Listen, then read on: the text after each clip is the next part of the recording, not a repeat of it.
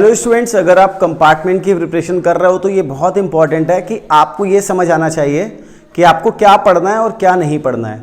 जो आपका बहुत ही इंपॉर्टेंट टॉपिक है AOI, ये हर एक स्टूडेंट को आना चाहिए।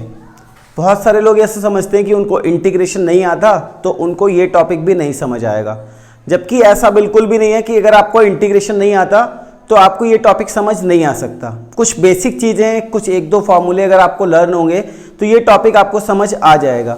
सबसे पहले इस टॉपिक में कुछ इंपॉर्टेंट क्वेश्चंस की बात हम लोग कर लेते हैं। तो वो क्वेश्चंस आपको करने हैं टोटल। मैं तो कुछ ही क्वेश्चन करा सकता हूँ आपको, 3 4 2 3 4 5 6 जो भी, लेकिन आपको ये सब क्वेश्चंस कर लेने हैं। तो सबसे पहले आपका आता है एग्जाम्पल्स में। अगर मैं बात करूँ तो आपको NCERT से एग्जाम्पल 7 9 10 जो एक जैसे रिपीट क्वेश्चन होंगे वो मैं नहीं लिखूंगा।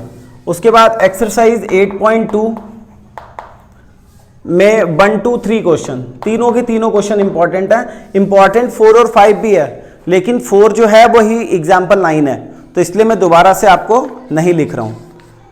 तो उसके बाद अगर आप देखो तो एक एग्जाम्पल और है 14, और आपकी जो मिसलेनियस एक्सरसाइज है उसमें भी जो मोस्ट इंपॉर्टेंट क्वेश्चंस हैं उसमें है 12 14 और 15। ये क्वेश्चंस अगर देखो तो आप 10 क्वेश्चंस हैं आपके, और ये 10 क्वेश्चन करने से आपके 6 मार्क्स श्योर हो जाएंगे अगर आप इनको अच्छे से समझ के कर लेते हो। तो सबसे पहले इसका बेसिक कॉन्सेप्ट समझेंगे कि क्या होता है AOI, फिर 2-3 क्वेश्चन मैं आपको करवा दूंगा इस वीडियो में जिससे कि आपकी हेल्प हो जाए। कॉन्सेप्ट की अगर बात करें तो जैसे आप एक लाइन बनाओगे, ठीक है, और इसके ऊपर कोई भी कर्व है, ठीक है, जैसे ये कर्व है इसके ऊपर, तो इसका एरिया कैसे, मतलब कितना एरिया ये कवर कर रहा होगा, ये कैसे निकाला जाएगा। जनरली ये तो सिंगल के लिए है और सिंगल वाला तो आपके में आना नहीं है, आप क्योंकि 6 मार्क्स का आना है। तो अभी डबल वाले में क्या होता है कि एक और ऐसे रहता है, ठीक। तो यहां पर कोई भी पॉइंट होता है, जैसे x कुछ भी x1, 0 x2, 0, ठीक है, ये पॉइंट रहता है। ये कोई भी फंक्शन रहता है, fx हो सकता है, ये gx हो सकता है, ठीक है। तो ये एरिया अगर आपको निकालना है, ठीक है, तो आपको एक बात समझनी होगी कि जो पूरा fx का एरिया है ये वाला, और ये gx का एरिया है नीचे वाला, fx में से gx का एरिया आपको माइनस करना पड़ेगा, ठीक है। तो आपको एरिया ऑफ शेडेड रीजन अगर मैं यहां पे लिखता हूं तो क्या हो जाएगा, इंटीग्रेशन fx माइनस gx, और ओवरऑल इसका कितना हो जाएगा, ये dx, और x1 से लेकर के x2 तक की लिमिट हो जाएगी। तो ये फार्मूला हमेशा लगना है, ठीक है। कभी कभी इसमें पैराबोला बनेगा, कभी कभी सर्कल बनेगा, लेकिन प्रॉब्लम ये आती है आपके सामने कि जब भी ये पैराबोला, सर्कल या कोई भी इस तरह की चीज बनती है, आपको इक्वेशन से पता ही नहीं होता कि ये पैराबोला की इक्वेशन है, ये सर्कल की इक्वेशन है। तो पहले वो चीज क्लियर होनी चाहिए, तभी हम लोग क्वेश्चन पे जा सकते हैं। तो यहां पर जैसे अगर आपको कभी क्वेश्चन में कभी ये मिलता है x² + y² = r² या 2² या 4 मिल जाए, तो इसका मतलब होता है कि ये सर्कल की इक्वेशन है, ठीक है। और इसका फिगर कैसे बनेगा, सेंटर से पास होते हुए 2 रेडियस बनाते हुए एक सर्कल आपको बनाना है। x² + y² = 2², तो रेडियस इसकी 2 हो जाती है। आपको यहां पे ये बना लेना है 2, 0, इधर ये आपका -2, 0। तो ये बात आपको ध्यान रहेगी तो आपका क्वेश्चन आसानी से हो जाएगा।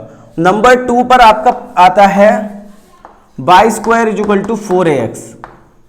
अब यहां पे कुछ भी हो सकता है a की जगह पे, ठीक है। तो ये जो इक्वेशन होती है ये होती है पैराबोला की, ठीक है। अब ये जो इक्वेशन होती है ये पैराबोला की होती है। इसमें आपको एक बात ध्यान रखनी है कि जो आपका y² है ये इस तरफ ऐसे बनता है, ठीक। कभी कभी ऐसा हो सकता है कि x² का दे दिया जाए, ठीक है, कभी कभी आपको दे दिया जाएगा x² का 4ay। तो ये इसका कैसे बनेगा, ये आपका ऊपर को बनेगा, ठीक है। जब निगेटिव होगा तो ये जैसे ये वाला पीछे को बन जाएगा और ये वाला नीचे को बन जाएगा।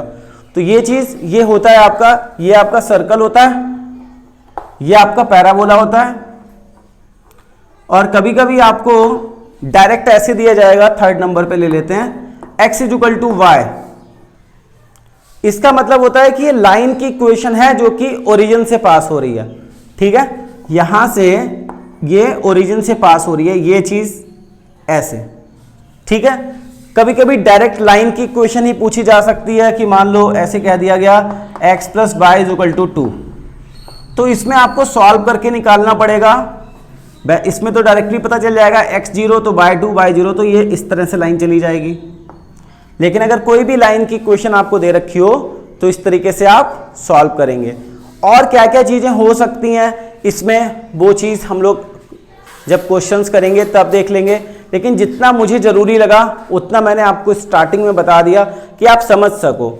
उसके बाद आपका कोई कुछ ऐसे फार्मूले हैं जो इंटीग्रेशन के, वो भी मैं अभी आपको बताऊंगा जब मैं स्टार्ट करवाऊंगा। सिर्फ 2-3 फार्मूले आप लर्न कर लोगे, आपका काम हो जाएगा। आपको इंटीग्रेशन आने की जरूरत यहाँ पर ज़्यादा नहीं पड़ेगी, बस बेसिक इंटीग्रेशन प्लस 2-3 फार्मूले, इतना अगर आप समझ लोगे तो आपको कोई डाउट नहीं होगा। हम लोग स्टार्ट करेंगे एग्जाम्पल नंबर 7 से, उसके बाद मैं आपको और भी क्वेश्चंस करवाऊंगा।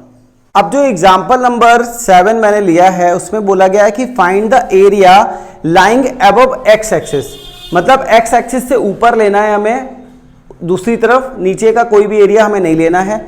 फिर कह रहे हैं कि included between the circle X square plus Y square is equal to 8x and inside of the parabola, inside की बात करिए, ध्यान रखना, Y square is equal to 4x। तो देखो हमें y is equal to 4x है यहाँ पे, तो हमें पता है कि सर्कल का कैसे बनता है फिगर, ये भी हमें पता है, हमें ये भी पता है कि पैराबोला का कैसे बनता है। अब सबसे पहले ही हमारी जिम्मेदारी बनती है कि हम फिगर बनाएं, और आप जैसे ही फिगर बनाओगे आपको 1 मार्क्स मिल जाएगा। 6 मार्क्स का क्वेश्चन है। जब हम लोग बात करते हैं स्टेप मार्किंग की तो हम लोगों को फिगर बनाते ही मिल जाता है। अब लेकिन इस क्वेश्चन में क्या है कि देखो, मैंने तो आपको बताया था कि यहां पर नंबर में आएगा कुछ भी, वही रेडियस हो जाएगी, लेकिन यहां पर 8x लिखा हुआ है, तो ये क्वेश्चन थोड़ा अलग है। एक बार पेपर में ये आया और बहुत सारे बच्चों ने समझा कि ये गलत x जो है वो मिसप्रिंट आ गया, गलत आ गया, जबकि वो लोगों ने एग्जाम्पल करके नहीं गए होंगे और उन्होंने x को रिमूव करके ये क्वेश्चन सॉल्व कर लिया। पूरा का पूरा क्वेश्चन गलत। 6 मार्क्स बहुत सारे बच्चों के कम आए उनकी उम्मीद से, क्योंकि उनको लगता था कि ये पेपर में गलत है, जबकि ऐसा नहीं है। इस क्वेश्चन में पहले आपको सॉल्व करना पड़ेगा, इसको x आपको पहले इसको चेंज करना पड़ेगा। तो 8x को इधर लेके आएंगे, Y square is equal to 0। अब ये चीज चाहे आपको नहीं आती हो लेकिन आपको सीखनी पड़ेगी। क्या क्या होता है यहाँ पे, इसको आपको परफेक्ट स्क्वायर बनाना है, तो उसको बनाने के लिए क्या करते हैं, 8 का आधा कितना होता है 4, 4 का स्क्वायर ऐड, 4 का स्क्वायर सब्ट्रैक्ट, 4 का स्क्वायर ऐड मतलब 16 ऐड और 16 ही सब्ट्रैक्ट करेंगे। ये वाला जो बन जाएगा ये पूरा का पूरा बन जाएगा x माइनस 4 का होल स्क्वायर, ये आपका बन जाएगा वाई स्क्वायर और ये 16 यानी कि 4 का स्क्वायर। अब आपकी जो सर्कल की रियल इक्वेशन है तब ये बनी।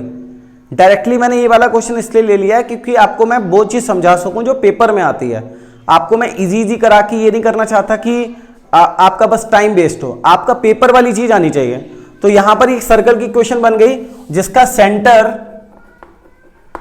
सेंटर 4,0 है और जिसकी रेडियस 4 सेंटीमीटर है, 4 जो भी यूनिट यहां पर हो, ये 4 इसकी रेडियस है और सेंटर 4,0 है। बाकी आपका पैराबोला है जो कि directly Y square is equal to 4x है। तो अब फिगर हम लोग बनाते हैं। एक बात का ध्यान रखो कि आपका जो सेंटर है, क्योंकि अगर यहां पर 0 0 होता, ठीक है, यहां पे 0 0 होता तो आपका जो सर्कल है वो यहां से पास होता, लेकिन जब ये है आपका 4,0 तो आपका 1 2 3 4 यहां से पास होगा, मतलब जो सर्कल की जो रेडियस होगी वो यहां पर होगी। और सर्कल कैसे बनेगा, इस टाइप से बन जाएगा। थोड़ा सा मैं बना देता हूं समझाने के लिए, बड़ा सा सर्कल पे ध्यान मत देना कि कैसा कितना अजीब सा बना है, बट आप ये समझो कि आखिर ये क्यों यहां से पास हुआ है। तो यहां पे देखो ये पॉइंट आ गया, ये आपका सेंटर हो गया। फिर जो आपको पैराबोला दिया गया Y square is equal to 4x, उसको आप ऐसे बना सकते हो। ठीक है, इस टाइप से बना सकते हो। अब ये कह रहे हैं कि अबव एक्स एक्सिस यानी कि एक्स एक्सिस से ऊपर और इनसाइड द पैराबोला, तो ये वाला एरिया शेडेड कर दिया हमने। इसका एरिया हमें निकालना है, ठीक है, इसका एरिया हमें निकालना है सबसे पहले। तो देखो ये जो पैराबोला है वो सर्कल को एक जगह पे कट कर रहा है, तो कहां पर कट कर रहा है, ये पॉइंट निकालना पड़ेगा। जैसे ही आप एक पॉइंट ये निकालोगे आपको 1 मार्क्स और मिल जाएगा, मतलब फिगर बनाने का 1 मार्क्स मिल गया। अब आपको इंटरसेक्शन पॉइंट निकालने का भी 1 मार्क्स मिलेगा। कैसे निकलता है इंटरसेक्शन पॉइंट? आप लोग को क्या करना पड़ता है कि इस इक्वेशन को और इस इक्वेशन को सॉल्व करना पड़ता है। तो इसमें बाई स्क्वायर की वैल्यू 4x है, वो वैल्यू डाल दो। देखो एक्स स्क्वायर बाई स्क्वायर की जगह 4x is equal to 8x, इसको इधर लेके आओगे x square plus 4x minus 8x, कितना हो गया X square minus 4x is equal to 0, X is equal to X minus 4 is equal to 0। तो एक वैल्यू x की 0 आ जाएगी और एक वैल्यू x की 4 आ जाएगी, ठीक है। तो ये जो जहां पे ये कट करेगा, ठीक है, ये जो कट करेगा, मेरा फिगर थोड़ा सा यहाँ पे क्योंकि मैंने रफली बनाया, तो ये 4 पे कट करेगा। यहाँ पे ये जो कट कर रहा है वो पॉइंट कितना है 4,0। x की वैल्यू कितनी है 4। तो अब यहां पर अगर मैं x की वैल्यू पता है तो हम y की वैल्यू भी निकाल सकते हैं। x की वैल्यू अगर हम लोग 4 रखते हैं तो y की वैल्यू भी आपकी निकल के आ जाएगी, हालांकि उसकी जरूरत है नहीं, ठीक है। यहां पर अगर रखते हैं वैसे तो ये y की वैल्यू कितनी हो जाएगी 4। तो 4,4 ये पॉइंट हो गया, 0,0 पॉइंट ये हो गया और 4,0 ये पॉइंट हो गया। अब इतना काम करने पे आपको कितने मार्क्स मिल गए 2 मार्क्स। अब आपको क्या करना है, आपको ये एरिया निकालना है यहां से यहां तक। पहले यहां से यहां तक निकालोगे, फिर यहां से यहां तक निकालोगे। जब यहां से यहां तक चलोगे तो आपका निकलेगा पैराबोला, आपकी लिखी जाएगी पैराबोला की इक्वेशन। और जब आप लोग यहां से लेकर यहां तक चलोगे तो सर्कल की इक्वेशन, और जो लिमिट होगी यहां से 0 से 4 और 4 से 8, ये पॉइंट आपका 8,0 हो जाएगा। अब इतनी बात अगर आपको क्लियर है तो हम लोग आगे बढ़ सकते हैं। क्या हो जाएगा इंटीग्रेशन, ठीक है, इंटीग्रेशन बाय dx 0 से 4 प्लस इंटीग्रेशन 4 से 8 बाय dx, ठीक है, 4 से 8। अब ये यहां पर जो बाय है ये वाला क्या है पैराबोला, ठीक है, और ये वाला क्या है सर्कल, ठीक है। तो अब आपको बाय की वैल्यू निकालनी है, एक तो पैराबोला वाले से और एक सर्कल से। तो जब आपने इतना लिख लिया, ठीक है, इतना लिखने के बाद आपको सिर्फ अभी चेंज करना है किस तरीके से। आप इतना अगर कर लोगे तो आपको काफी कुछ मार्क्स मिल चुके होंगे, बट आपको फाइनल आंसर लाना है। तो आपको 2 चीजें याद रखनी है कि आपकी जो पैराबोला की इक्वेशन थी वो क्या थी। यहां पर मैं वो जरूरी बातें लिख रहा हूं, जैसे फॉर्मूला हो गया। अब पैराबोला की इक्वेशन आपकी थी y square is equal to 4x, तो y इज इक्वल टू आपका हो जाएगा 4x का अंडर रूट, तो y आपका आ गया 2 रूट x। y आपका कितना आ गया 2 रूट x। तो यहां पर जब आपको y की वैल्यू डालनी पड़ेगी तो आप डालोगे 2 रूट x, और रूट 2 तो बाहर ले सकते हो, ये अंदर रहेगा 0 से 4 dx। इतनी बात क्लियर। उसके बाद जब दूसरी चीज आपकी निकल के आएगी, जो सर्कल की इक्वेशन आपकी थी वो आपकी थी x माइनस 4 का स्क्वायर प्लस वाई का स्क्वायर इज इक्वल टू 4 का स्क्वायर। तो आपका जो y का स्क्वायर निकल के आएगा वो आएगा 4 स्क्वायर माइनस एक्स माइनस 4 का स्क्वायर। तो यानी y की वैल्यू आपकी आएगी 4 स्क्वायर माइनस एक्स माइनस 4 का स्क्वायर का अंडर रूट। तो वो चीज जब आप यहां पे डालोगे 4 से 8 तो आपको मिलेगा 4 स्क्वायर माइनस एक्स माइनस 4 का होल स्क्वायर का अंडर रूट, ठीक है। अभी आपको 3 मार्क्स मिल चुके हैं। आप जब इसको इंटीग्रेट करोगे 1 मार्क्स आपको और मिलेगा, और जब आप फाइनल आंसर निकालोगे तो आपको 2 मार्क्स मिलेंगे, यानी 6 मार्क्स का क्वेश्चन ये बनता है।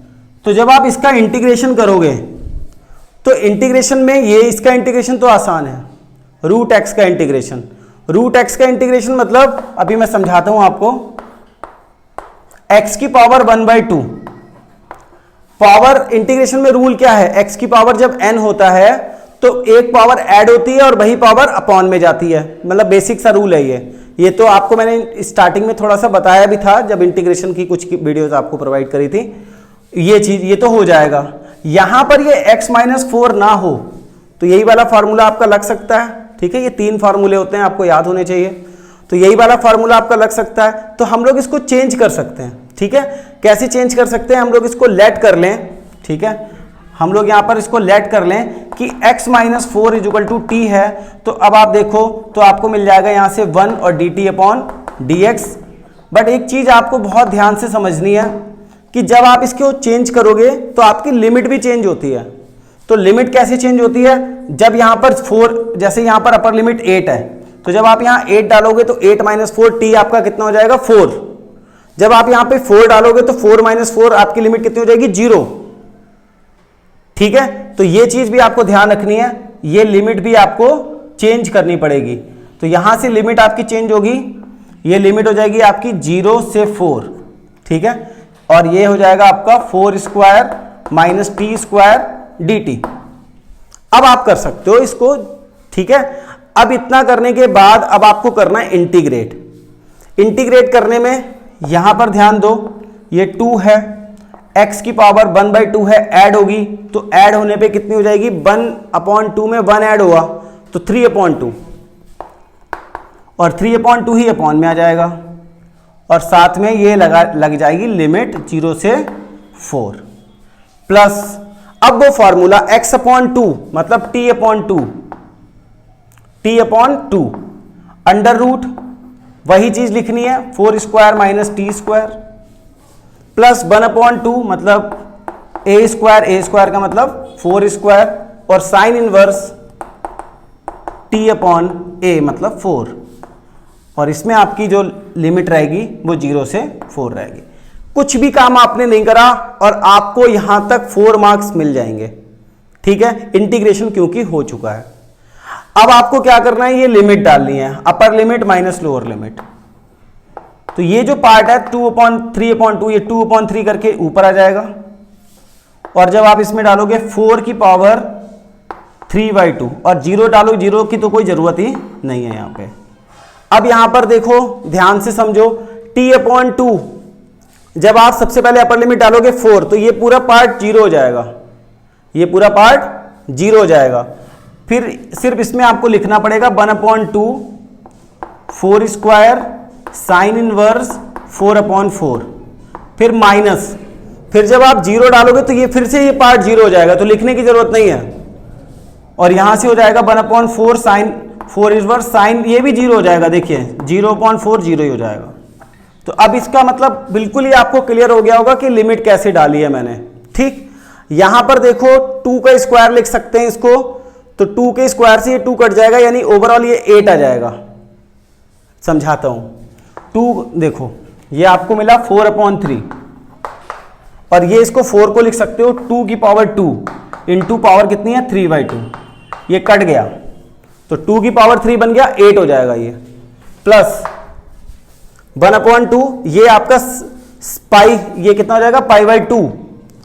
तो यहां से आपको मिलेगा 8/8 इंटू π/2, क्योंकि 16 से 2 को कट कर दिया π/2 माइनस ये पूरा टर्म 0 हो गया, ठीक है। इतनी बात क्लियर। अब यहां से देखो 8 4 से 32/3 प्लस ये कट गया 4π, ठीक है। ये आपका 4π बचा। एलसीएम ना लो, अगर आप चाहो तो कॉमन ले लो। तो जब आप 4 कॉमन लोगे तो आपको यहां से मिलेगा 8/3 और यहां से मिलेगा आपको पाई, ठीक है। और ये एरिया है तो आप इसको यूनिट स्क्वायर लिख सकते हो, ठीक है। यहां से अगर आपने 4 कॉमन लिया तो आप इस तरीके से ये कर सकते हो। पहला क्वेश्चन समझने के बाद जो दूसरा क्वेश्चन मैंने सिलेक्ट करा है वो है बिल्कुल ही उससे अलग, ट्रायंगल के ऊपर बेस्ड। जब आपको 3 पॉइंट दिए जाते हैं तब आप क्वेश्चन कैसे सॉल्व करते हो। तो इसमें भी पहली जिम्मेदारी आपकी यही बनती है कि आप फिगर ड्रॉ करो, ठीक है। इसमें आपको सबसे पहले कार्टेशियन प्लेन एस बनाना पड़ता है एक, ठीक है। देख लेना है कि मैक्सिमम पॉइंट कितना है 1 2 3 1 2 3, ठीक है।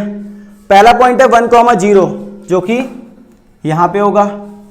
दूसरा पॉइंट है 2,2 जो कि यहां पे होगा। तीसरा पॉइंट है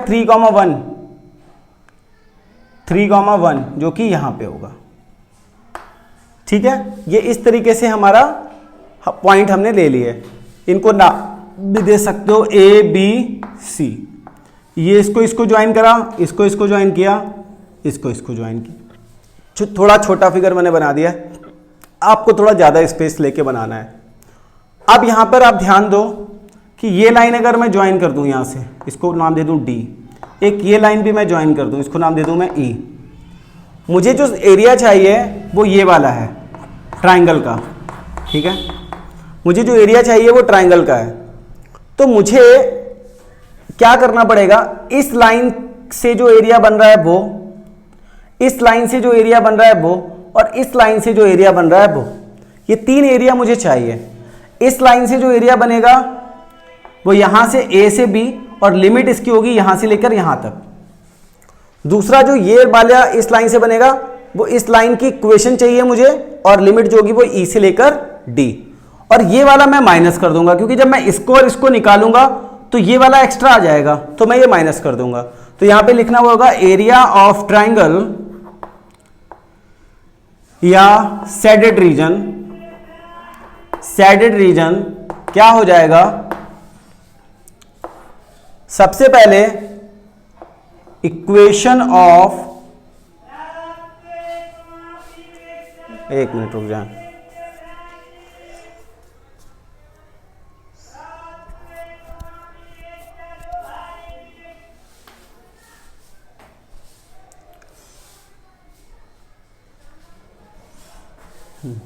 equation of AB plus equation of BC plus minus equation of AC, ये 3 चीजें आपको चाहिए होंगी।